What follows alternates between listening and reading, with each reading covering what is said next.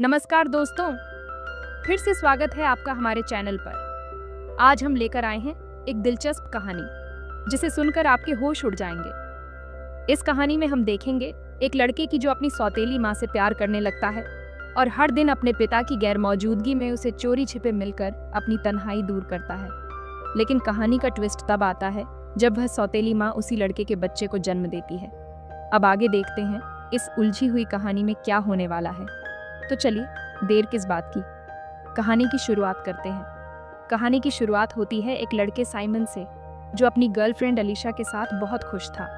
सुबह सुबह दोनों काफ़ी मस्ती में थे और एक दूसरे के साथ वक्त बिता रहे थे। लेकिन उनके मज़े में खलल तब पड़ता है जब साइमन को याद आता है कि उसे अलीशा के साथ अपने घर जाना है क्योंकि आज उसके पापा का जन्मदिन है। दरअसल साइमन और अलीशा दोनों पेशे से आर्टिस्ट हैं और एक पेंटिंग बनाने के शौकीन हैं जिसमें इलाइजा अपने हाथों से उसके हथियार को चला रही थी। यह देखकर इलाइजा बहुत हंसती है। घर जाते हुए भी साइमन एक पेंटिंग पर काम कर रहा था। फिर दोनों घर पहुंचते हैं जहां पहले से ही परिवार के सभी सदस्य मौजूद होते हैं। सब मिलकर डिनर टेबल पर बैठते हैं और भगवान से आशीर्वाद मांगते हैं। सभी लोग एक साथ बैठकर प्रार्थना कर रहे थे जिसे देखकर लगता था कि ये लोग काफी धार्मिक हैं।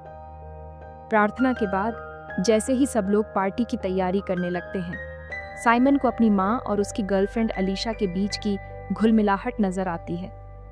तभी उसकी नजर जाती है अपनी सौतेली माँ लाली पर, जिनसे उसका पिता अक्सर आनंद उठाता था। फिर साइमन को लगता है जैसे वह भी लाली के साथ कुछ ऐसा करने वाला है जैसे वह किसी परदेसी घोड़ी की तरह उसे बजाने वाला हो। यहाँ से हम समझ पाते हैं कि साइमन भी लाली को पसंद करने लगा है। साइमन का डैड ज्यादा वक्त लाली के साथ बिताता था जिससे उसकी माँ थोड़ी नाराज रहने लगी थी। साइमन अपनी माँ की नाराजगी को समझ जाता है। उसके बाद सभी लोग एक साथ बैठकर साइमन के डैड का बर्थडे सेलिब्रेट करने लगते हैं। तभी मौका देखकर साइमन एलिशा का ढोल बजाने की तैयारी कर ही रहा होता है, लेकिन तभी बाहर से किसी की आवाज आती है। जब वह बाहर जाता है तो देखता है कि उसकी माँ को अचानक दौरा पड़ जाता है जिससे उसे काफी चोट लग जाती है।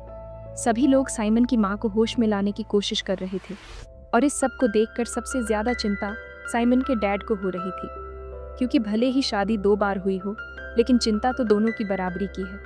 और वो खुद एक डॉक्टर होने के साथ साथ एक बुरा आर्टिस्ट भी था जिनकी कुछ आदतें साइमन में भी आ चुकी थीं। फिर साइमन के डैड जो डॉक्टर थे अपनी माँ को संभाल लेते हैं। इस हादसे के बाद पार्टी वहीं पर खत्म हो जाती है, इसलिए साइमन एलिसा के साथ वापस जाने लगता है।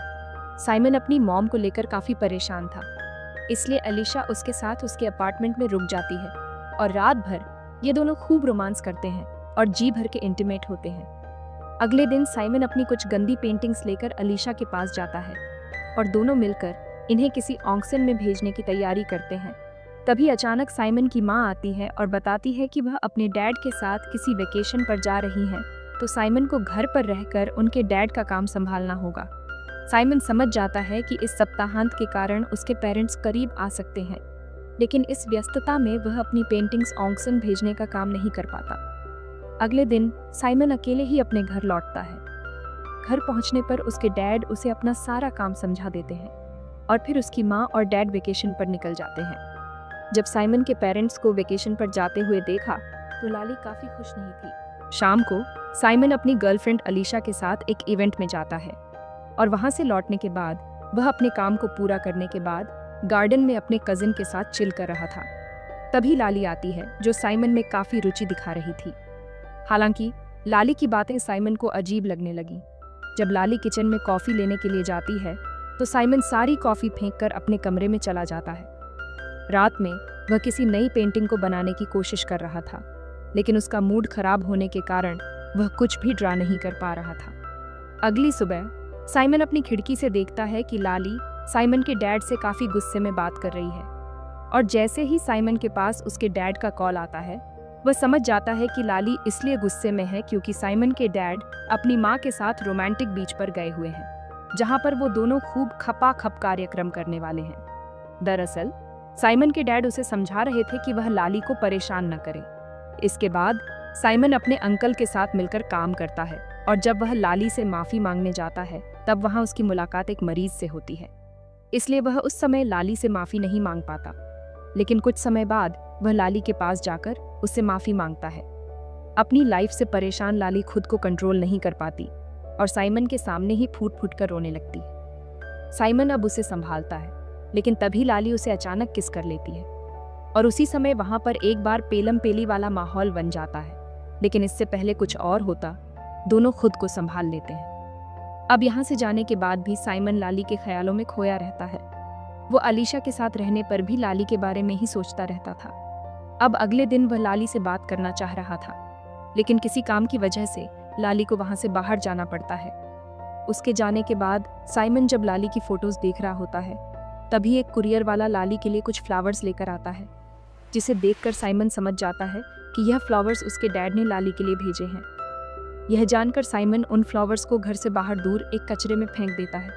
यानी कि साइमन अब लाली का दीवाना हो चुका था और वह उसके मौत के कुएं को पागलों की तरह खोज रहा था।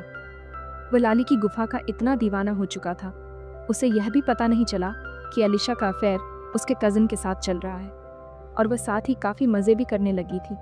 लेकिन साइमन को इस बात से कोई भी फर्क नहीं पड़ता, क्योंकि साइमन के सर पर बस लाली की गुफा का नशा चढ़ा हुआ था।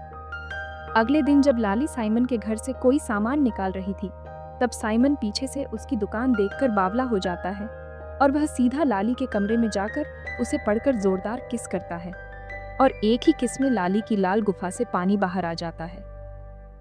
फिर वह जल्दी से साइमन को अपने घर पर ले जाती है और वहां पर जाकर वह रात भर इंटीमेट होते हैं और यहाँ से इन दोनों का रिलेशन काफ़ी अच्छा हो गया था। इसके बाद से ही अब साइमन के चेहरे पर भी एक अजीब सी स्माइल रहती है, लेकिन जल्द ही उसे एहसास होता है कि उसने अलीसा के साथ गलत लिया है। एक रात जब वह क्लब में एंजॉय कर रहे थे, तब वह अलीसा को सब सच बता देता है कि वह लाली की लाल गुफा में नहा चुका है, यानी कि मैं उसकी जमकर बजाय हूँ। ये सुनकर अलीशा का साइमन पर से भरोसा उठ जाता है और वह क्लब से बाहर चली जाती है। इसके बाद साइमन निराश होकर लाली के अपार्टमेंट में जाता है और वहां जाकर वो उसके संतरों का खूब रस पीता है और उसकी गुफा की जी भर के खुदाई करता है। इसके बाद वो दोनों ड्रिंक्स करते हैं और एक दूसरे से खूब गंदी मज़े वाली बातें भी करते हैं। फिर अगली सुबह साइमन देखता है कि उसके डैड वीकेंड से अब वापस आ चुके हैं, तो वह वापस अपने रूम में जाकर कपड़े पहनकर वहाँ से निकल जाता है। लेकिन उसके डैड को लाली और उसके बारे में कुछ पता नहीं चलता, क्योंकि लाली ने साइमन के डैड से पहले ही बता दिया था कि साइमन अभी ब्रेकअप से गुजर रहा है, इसीलिए वह यहाँ उसके घर पर रहने के लिए आया था। अब अपने घर पर आकर साइमन का सर घूमने लगता है और वह काफ़ी बुरा फील करता है, इसलिए वह अपनी मॉम को कॉल करके उन्हें सारी बात बताने की कोशिश करता है। लेकिन उसी बीच साइमन की मॉम डैड के बीच लड़ाई चल रही थी, क्योंकि साइमन का डैड अपना सारा सामान लेकर लाली के घर पर शिफ्ट हो रहा था। इस लड़ाई में साइमन की मॉम अपना फ़ोन तोड़ देती है और फिर जब साइमन उन्हें कॉल करने का कोशिश करता है तो उनका फ़ोन ऑफ आता है और जब साइमन की मॉम का कॉल नहीं लगता तो वो अपनी मॉम के घर पर आ जाता है, जहाँ पर उसकी मॉम उसे समझाती है कि उसे एलाइजा के साथ अपना रिलेशन बनाए रखने के लिए एक और कोशिश करनी चाहिए। ये सुनकर साइमन सीधा वहाँ से निकलकर एलाइजा के पास आता है। वो उसे मनाने की बहुत कोशिश करता है, लेकिन एलाइजा का ट्रस्ट साइमन से उठा गया था, इसलिए वो उसकी एक भी बात नहीं मानती, क्योंकि एलिसा उससे दूर जा चुकी थी और उसकी कोई बात नहीं मान रही थी। ये सोचकर साइमन को घबराहट होने लगती है और उसे एक गहरा पैनिक अटैक आ जाता है। किसी तरह वह घर लौटता है और अपनी बनाई हुई पेंटिंग को फेंकने की कोशिश करता है, लेकिन तभी संतुलन बिगड़ने से वह जमीन पर गिरकर बेहोश हो जाता है। जब साइमन को होश आता है तो वह खुद को अस्पताल में पाता है। उसके पिता भी वहीं होते हैं, जो उसे समझाते हैं कि अगर एलिसा अब उसके साथ नहीं रहना चाहती तो उसे ज़बरदस्ती अपनी ज़िंदगी में वापस लाने की कोशिश नहीं करनी चाहिए। ज़िंदगी में आगे बढ़ना ही बेहतर होगा। अपने पिता की बातों से प्रभावित होकर साइमन एलिसा को भूलने का फैसला कर लेता है और धीरे धीरे अपनी ज़िंदगी को दोबारा संवारने लगता है। कुछ समय बाद साइमन पूरी तरह ठीक हो जाता है और अपने पिता की किताब के लॉन्च इवेंट में शामिल होता है। वहाँ उसकी मुलाकात उसकी माँ से होती है, जो उसे पहले से कहीं बेहतर और खुश देखकर भावुक हो जाती है। कहानी के अंतिम दृश्य में हम देखते हैं कि परिवार के सभी लोग एक जगह इकट्ठा हुए हैं, क्योंकि लाली को आज एक बेबी हुआ है। जब लाली नवजात शिशु को साइमन की बाहों में देती है तो उसके चेहरे पर हैरानी झलकने लगती है। उसे समझ नहीं आता कि इस बच्चे का असली पिता कौन है, वह खुद या कोई और। लेकिन आखिरकार वह अपने मन में विश्वास कर लेता है कि यह बच्चा उसी का है। सच्चाई यह थी कि लाली को हर हाल में एक बच्चा चाहिए था ताकि उसका रिश्ता बचा रह सके, इसलिए उसने यह सब सोच समझकर किया था। अब सारे लोग इस खुशी के मौके को एंजॉय कर रहे थे, लेकिन साइमन और उसकी माँ थोड़ी दूरी बनाकर खड़े रहते हैं। उन्हें एहसास हो जाता है कि इस परिवार से दूर रहना ही उनके लिए सही होगा। और इसी के साथ कहानी समाप्त होती है। अगर आपको ये कहानी पसंद आई हो तो वीडियो को लाइक करें और हमारे साथ जुड़े रहने के लिए चैनल को सब्सक्राइब करना न भूलें। धन्यवाद।